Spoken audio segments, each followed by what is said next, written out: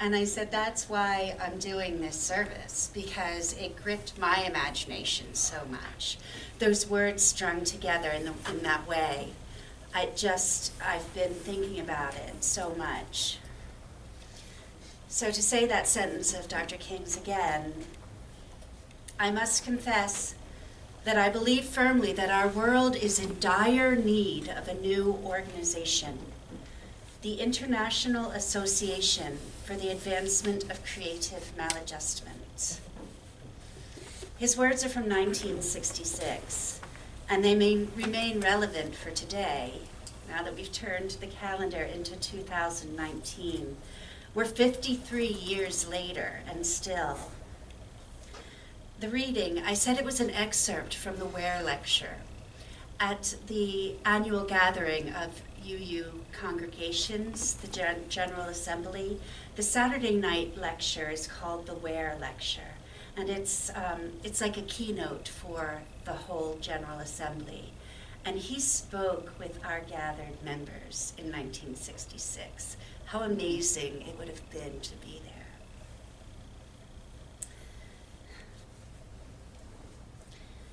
Creative maladjustment. Those two words don't often go together. It's such a jarring juxtaposition, and it made me stop and take notice. We generally strive to be well-adjusted, to be in the flow of our environment. Adapting to change is what keeps us going as a species. Zoe, my daughter, just finished her first semester at UW-Madison, and people kept asking me, oh, how's she adjusting? And I knew the right answer. I knew that the right answer was, she's doing great, she's loving it. To be well-adjusted is synonymous with thriving, we generally think. But when the environment is unwell and unjust, when it prevents some people from living with happiness and health and allows other people to do well at the expense of others, that's something I intend not to adjust to. Sometimes in order to live authentically in line with our 7 principles, we need to be maladjusted. And to do this well with integrity and effectiveness and productivity requires creativity. Dr. King talks about creative maladjustment as being about a divine discontent. It's about that feeling, I know that you know it, that feeling that things are not right, that something that is going on here is not okay. That feeling that goes on deep inside the cells of your body when you listen to the news and you feel your face screw up in protest, when you feel a wordless noise rise up and out of you, something akin to no.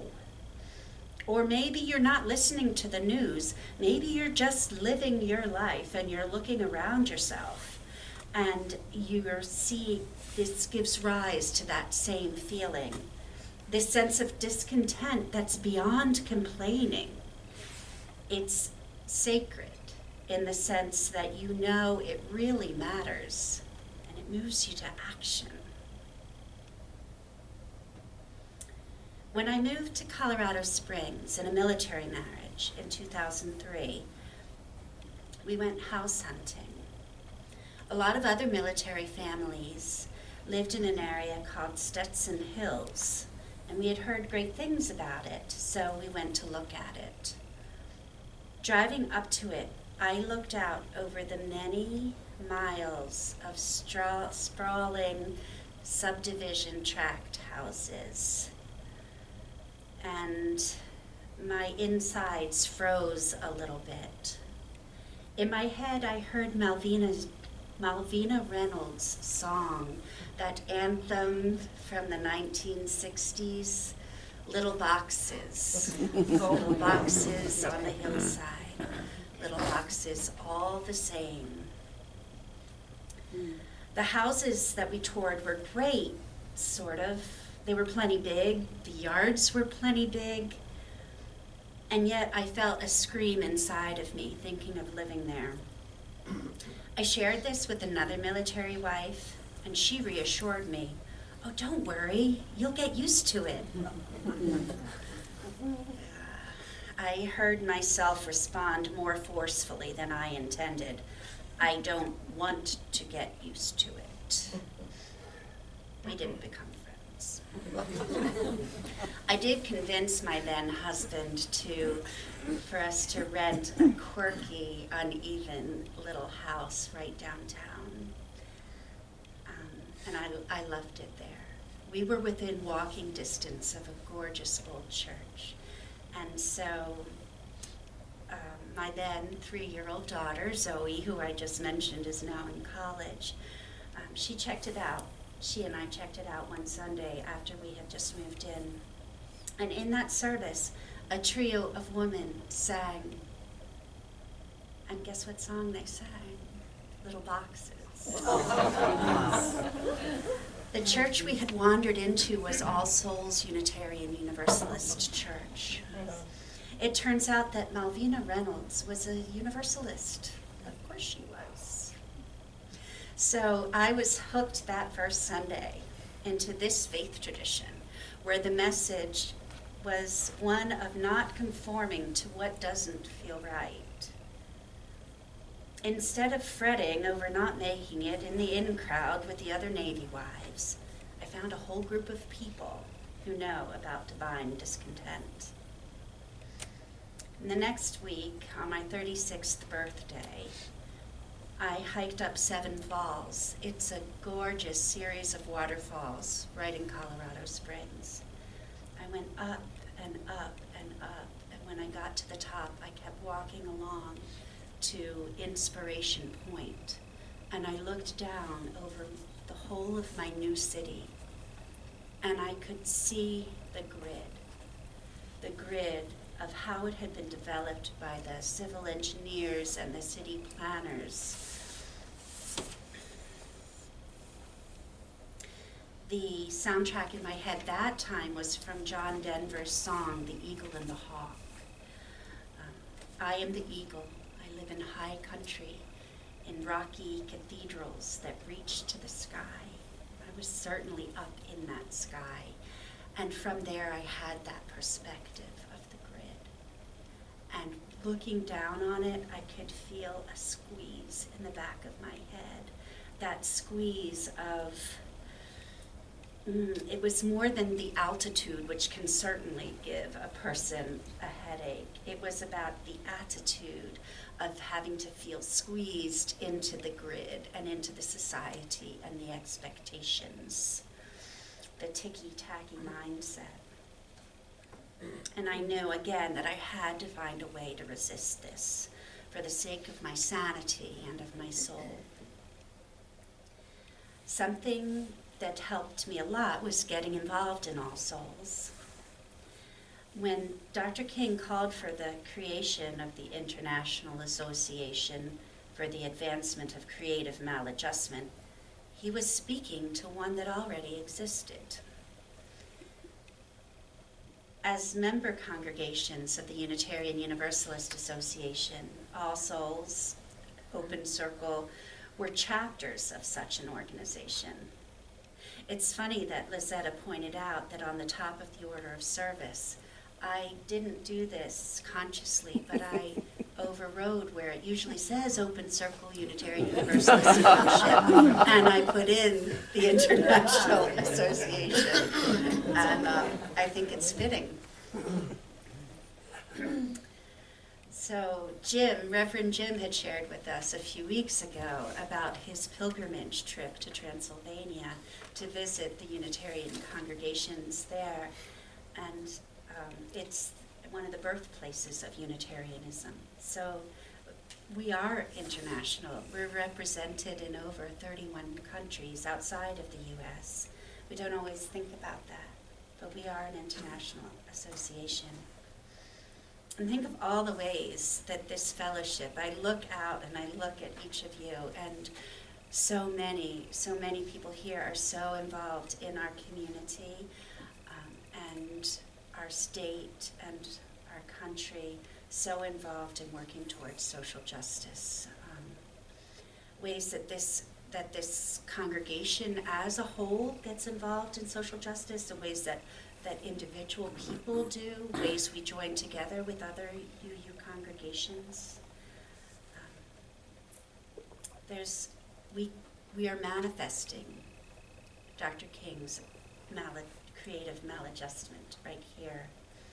And when you get that twinge inside of your gut that says something isn't right, this is a key place to come and to gather with others to bring about that beloved community. Dr. King called upon us and all people of goodwill to be maladjusted until the good society is realized. As he said, I never intend to adjust myself to segregation and discrimination. The book that Helen chose was just perfect for grounding us in this whole service today and really showing us the story, the biography of who Dr. King was and how beautiful to make that the international association with his friend Abraham. In addition to joining with others to be more effective, I continue working on something inside of myself on a spiritual level to be able to stay centered when I'm maladjusted to the brokenness of society. I keep working on myself to be a non-anxious presence. And I wobble in this all the time, but I keep trying. And here's what I mean by this concept of a non-anxious presence. It's words that we often use in everyday parlance, but I'll ground us into where that phrase came from. Shortly after joining All Souls, I became a student in clinical pastoral education. That's the training that clergy of all faiths, many different faiths, go through in their formation as spiritual leaders. And in CPE, I was introduced to the work of Rabbi Edwin Friedman. He comes out of the field of family therapy. He was a contemporary of Dr. King. He died, Rabbi Friedman died in 1966, the year of the Ware Lecture. And I was born in 1967, so I was just creeping in there. Rabbi Friedman wrote a book called A Failure of Nerve, Leadership in the Age of a Quick Fix. And his call throughout this book is for well-differentiated leaders, who he defines as someone who has clarity about their own life goals, and therefore someone who is less likely to become lost in the anxious emotional process swirling about. I mean, he writes, someone who can be separate while still remaining connected, and therefore can maintain a modifying, non-anxious, and sometimes challenging presence. I mean, someone who can manage their own reactivity to the automatic reactivity of others, and therefore be able to take stands at the risk of displeasing. So how to keep calm on the inside when things seem out of control around us? Friedman's suggesting that the key is remaining separate from and yet connected with the people that we're relating with. I had lots of opportunity to work on this last year when I was traveling back and forth to my parents' home in the last months of my father's life. In times of crisis, anxiety bounces around like many, many ping pong balls all at once, and that was certainly going on in my family at that time. My parents and siblings and I, we were all knocking into each other in our anticipatory grief.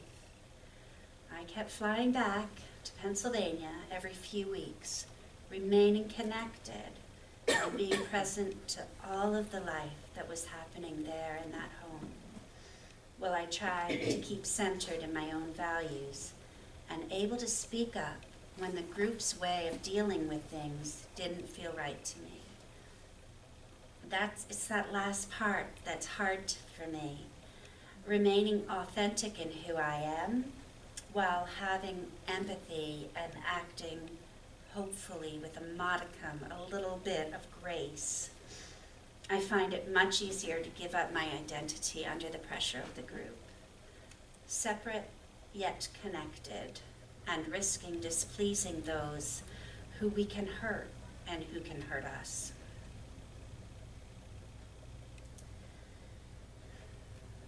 Being maladjusted can be a spiritually and psychologically expensive endeavor, and it can be painful to go against the norms of family and society and be countercultural. Practicing this creative maladjustment in the cauldron of my family is what helps me to be able to expand this outward and practice it on a larger scale, like Dr. King urges us to do. So I keep working towards being able to speak up like this, because it takes all of our voices and it takes all of our visions if we're going to work together to bring about sweet harmony in our nation and in our world. So in this spirit, let's rise and join in our closing hymn about building a land where justice shall roll down like waters.